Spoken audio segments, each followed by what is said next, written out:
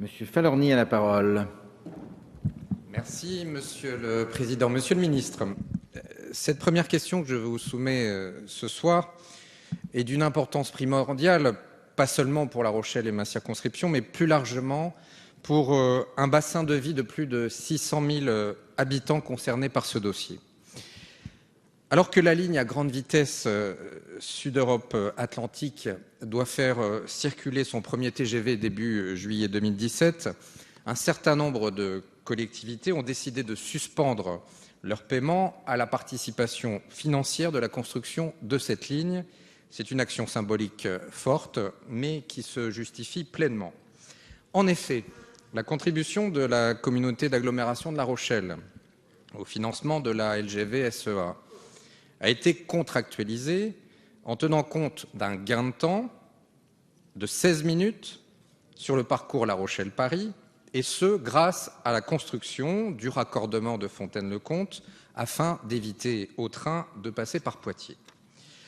Alors que cette infrastructure a été réalisée, conformément au programme initial, nous avons appris, de la bouche même des représentants de SNCF Mobilité, que la branche Niort-sur-Gers-La Rochelle ne serait pas desservie par les TGV dits bolides, en direct de Paris, mais que ces derniers passeraient par Poitiers.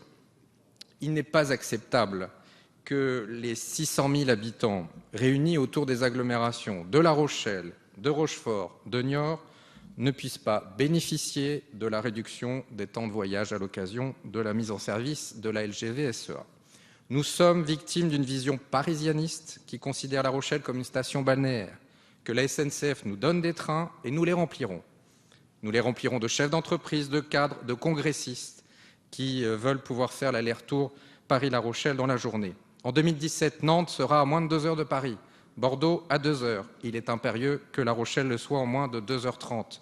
Alors la SNCF a mandaté un médiateur, Jean Roux, que j'ai rencontré ce matin encore avec les acteurs politiques locaux, et il s'est dit favorable à porter nos intérêts auprès des dirigeants de la SNCF. Voilà, Monsieur le Ministre, je souhaite que vous puissiez intervenir auprès de la SNCF pour que la mise en service de la LGV SEA et les engagements donnés soient enfin tenus. Monsieur le Ministre, vous avez la parole. Merci, Monsieur le Président. Monsieur Falorni, je crois qu'il faut rappeler le contexte auquel nous sommes confrontés aujourd'hui.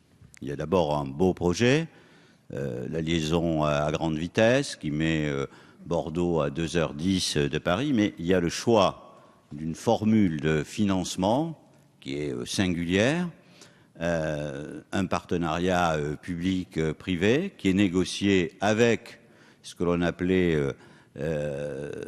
réseau avant la loi ferroviaire et des engagements des collectivités locales qui sont amenées à participer au financement sous des engagements de desserte. C'est quasiment contractuel. Et aujourd'hui, cet ensemble-là aboutit à un système dont je voudrais que chacun partage le poids, si ce n'est la singularité. Car SNCF Mobilité, qui n'est pas partie au départ dans cette négociation, qui doit mettre les trains, soutient que plus ils mettent de trains, plus ils perdent d'argent. Autrement dit, on a un grand projet avec un constat que plus on met de trains, plus on perd d'argent. Et nous devons, dans ce contexte-là, essayer de respecter les engagements des uns et des autres. Et c'est ce que je fais. J'ai donc demandé d'une part à Frédéric Saint-Jour d'être le négociateur pour essayer d'arriver à ce compromis, la SNCF au nom de l'État, puisque c'est sa responsabilité. De son côté, évidemment, la SNCF a désigné Jean Roux, qui fait ce travail. Je prends en compte l'ensemble des paramètres. Votre demande, La Rochelle, il y en a d'autres, il y a Libourne, j'entends tout ce que disent les élus locaux. Il va nous falloir trouver une solution. On a une date limite, il va falloir le faire d'ici fin juin ou dans les premiers mois, dans les premiers jours du mois de juillet, puisqu'il faudra mettre ça en place pour le 1er juillet 2017.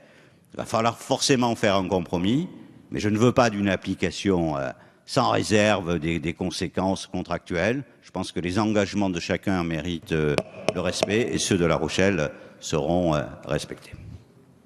Merci, monsieur le ministre.